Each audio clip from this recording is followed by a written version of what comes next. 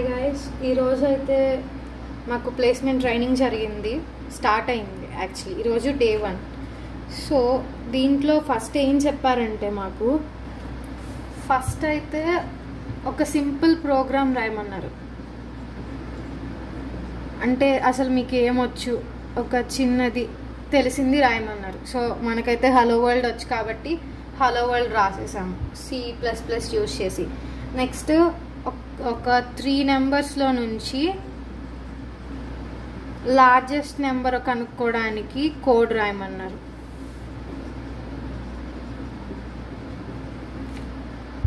ఇది 2 క్వశ్చన్స్ మమ్మల్ని టెస్ట్ చేయడానికి అడిగారు. ఇంకొకటి కూడా అడిగారు, ప్రైమ్ నెంబర్స్ రాయమని.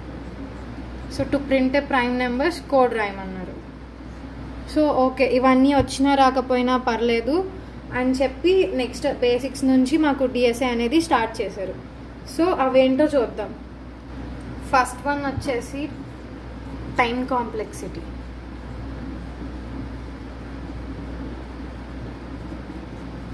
Next space complexity.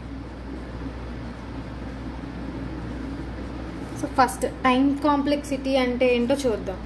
Time complexity అంటే ఏంటంటే the amount of time a program takes to execute. So అంటే ఒక ప్రోగ్రామ్ని మనం ఎగ్జిక్యూట్ చేయడానికి మనకు ఎంత టైం పడుతుంది అని చెప్పేదాన్ని టైం కాంప్లెక్సిటీ అంటాం.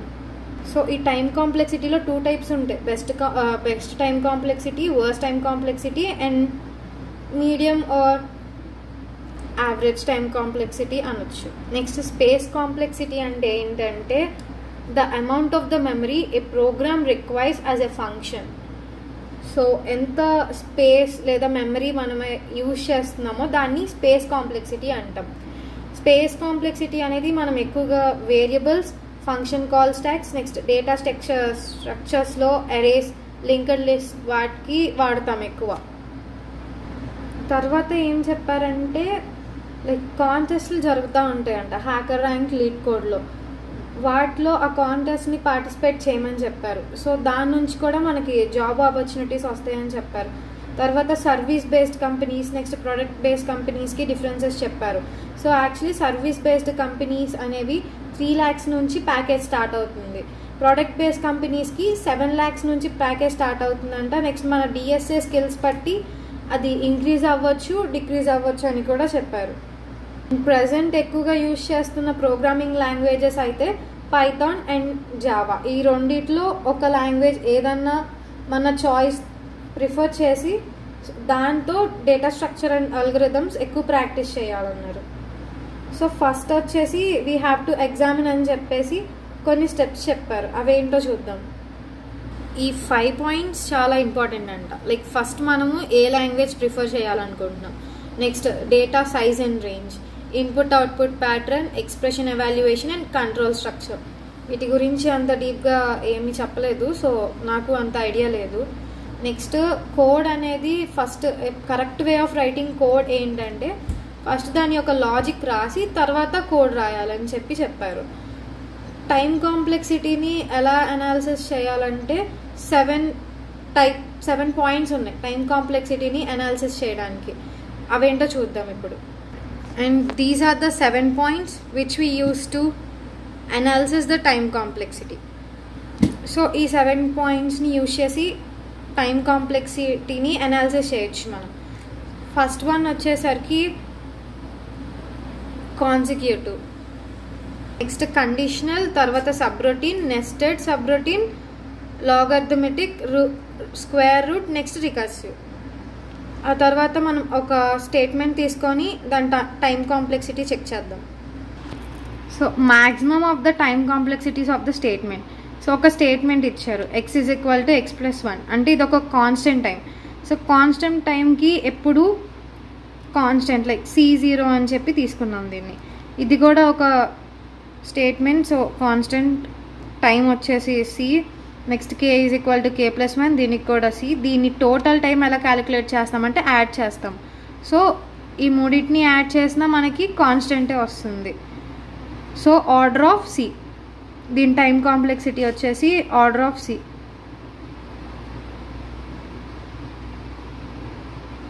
నెక్స్ట్ ఒక expression then part or else part. So else పార్ట్కి ఇఫ్ పార్ట్కి లైక్ ఎలా వస్తుందో టైం కాంప్లెక్సిటీ చూద్దాం.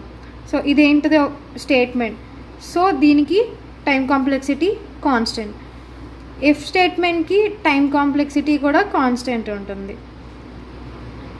ఎల్స్ దానికి కాన్స్టెంట్ ఉంటుంది. సో సేమ్ ఇవి యాడ్ చేసినా మనకి కాన్స్టెంట్ వస్తుంది. సో ఆర్డర్ ఆఫ్ సి దీనికి కూడా ఆన్సర్. సబ్రొటీన్ రన్నింగ్ టైంకి ఒక ఎగ్జాంపుల్ ఇచ్చారు. సో ఫర్ లూప్ కన్సిడర్ చేసుకుంటున్నాం ఇక్కడ మనం ఫస్ట్. సో ఫర్ లూప్లో ఇది 10 times ఎగ్జిక్యూట్ అయింది అనుకున్నాం. సో 1 time ఎగ్జిక్యూట్ అయితే మనకి కాన్స్టెంట్. సో 10 times ఎగ్జిక్యూట్ అవుతే 10 into c. సో ఇక్కడ టైం కాంప్లెక్సిటీ అనేది ఆర్డర్ ఆఫ్ సి. ఒకవేళ ఇక్కడ 10 అని ఇవ్వకుండా మనకి n times ఎగ్జిక్యూట్ అయిందని ఇచ్చారనుకోండి, అప్పుడు n into order of C sorry order of n అవుతుంది మనకి. ఇది మార్నింగ్ క్లాస్లో చెప్పారు. తర్వాత స్టూడెంట్ సిసిసి ట్రైనింగ్ పోర్టల్లోకి వెళ్ళి మాకు కొన్ని MCQs నెక్స్ట్ కొన్ని కోడింగ్ ప్రాబ్లమ్స్ సాల్వ్ చేయమన్నారు. నెక్స్ట్ ఇది ఆఫ్టర్నూన్ క్లాస్లో చూస్తే సేమ్ మార్నింగ్ చెప్పిన స్పేస్ కాంప్లెక్సిటీ అండ్ టైం కాంప్లెక్సిటీతో ఇంకొన్ని ఎగ్జాంపుల్స్ చెప్పారు. అవి కూడా చూద్దాం మనం ఒకసారి. సో మనం పైన చూసాం కదా, 10 times ఎగ్జిక్యూట్ అవుతే constant like C constant into 10 అన్న ఆర్డర్ ఆఫ్ సి అవుతుంది. ఇక్కడ n times ఎగ్జిక్యూట్ అవుతుంది ఫర్ లూప్ అనేది. సో ఇక్కడ ఆర్డర్ ఆఫ్ n వస్తుంది. ఇంకొకటి ఏం చెప్పారంటే ఇది outer loop executes n times అవుతుంది. సో ఇది inner loop execution n times అవుతుంది. అంటే ఇక్కడ ఒక n, ఈ లూప్కి నెక్స్ట్ ఈ లూప్కి n. సో ఇది కాన్స్టెంట్. సి ఒక nకి అయితే మనకి ఆర్డర్ ఆఫ్ n అయింది. ఒకసారి for loop n times execute అయితే ఆర్డర్ ఆఫ్ n అయింది. అలాంటప్పుడు 2 times అయితే n into n. So n2 order of n2 దీని టైం కాంప్లెక్సిటీ.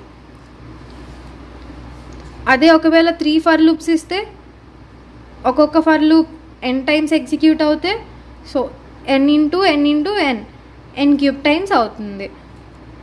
నేను నోట్స్ రాయలేదు. సో మీకు ఇప్పుడు స్టూడెంట్ పోర్టల్లో ఎలా చేయాలో చూపిస్తా.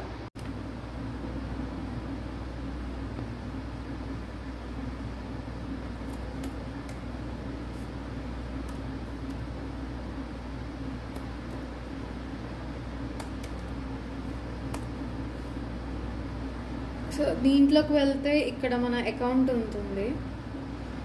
మై అకౌంట్ లైక్ మన డీటెయిల్స్ వస్తాయి. నెక్స్ట్ మై గోల్స్ అంటే ఈరోజు చేయాల్సిన టాస్క్.